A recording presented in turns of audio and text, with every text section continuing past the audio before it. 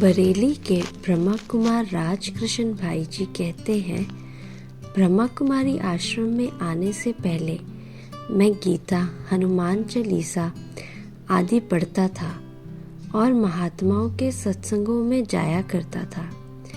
एक दिन एक महात्मा के पास जा रहा था तो एक भाई ने रास्ते चलते आत्मा की चर्चा शुरू कर दी। चर्चा करते करते हम दोनों महात्मा के पास पहुंच गए।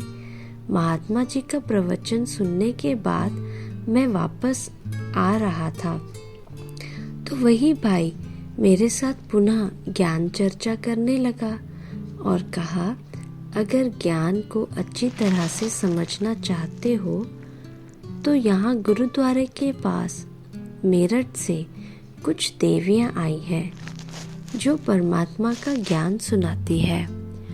उनके पास चलो। आप रविवार को 2 बजे मिलना, मैं आपको साथ में ले जाऊंगा। रविवार के दिन उस भाई के साथ आश्रम पर गया। वहाँ के शांत वातावरण ने मुझे बहुत आकर्षित किया। बाद में बहनों ने शिव परमात्मा का परिचय दिया और एक छोटी सी पुस्तक दी। उसको मैंने पढ़ा। पढ़ने के बाद मन आनंद से भर गया। दूसरे दिन तो शिवरात्रि का दिन था। बहनों ने रात को अखंड योग का कार्यक्रम रखा था। मुझे कहा कि रात्रि को योग करने आना। मैं भी रात्रि को योग करने पहुंच गया। योग में बैठे तो मेरी चोटी को एक लकड़ी से बांध दिया और कहा, अगर झुटका आया तो सारा झाड़ हिल जाएगा, इसलिए एक ही लगन में जागृत होकर बैठना। मैं सारी रात योग में बैठा रहा। सुबह 5 बजे प्रकाश इंदिरा दादी आई और योग की दृष्टि देकर योग कराया। उस समय मैं एकदम हल्का हो गहन शांति में खो गया।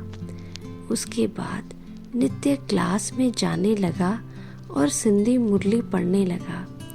मेरी लगन मुरली के प्रति इतनी बढ़ गई कि बहनों से सन 1948 तक की मुरलियाँ लेकर पढ़ने लगा।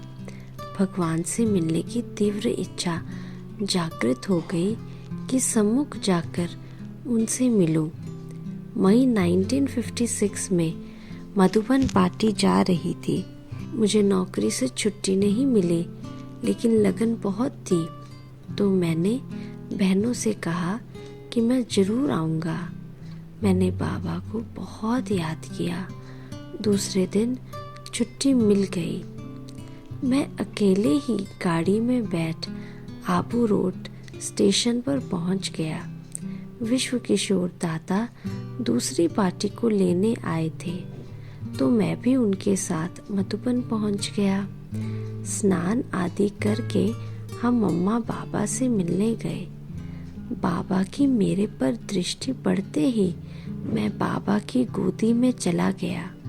बाबा बोले, बच्चे जीते जी मरने के लिए आए हो?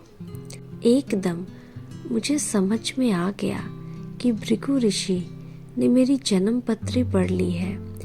ऐसा महसूस हुआ कि मेरे असली माँ बाप यही हैं।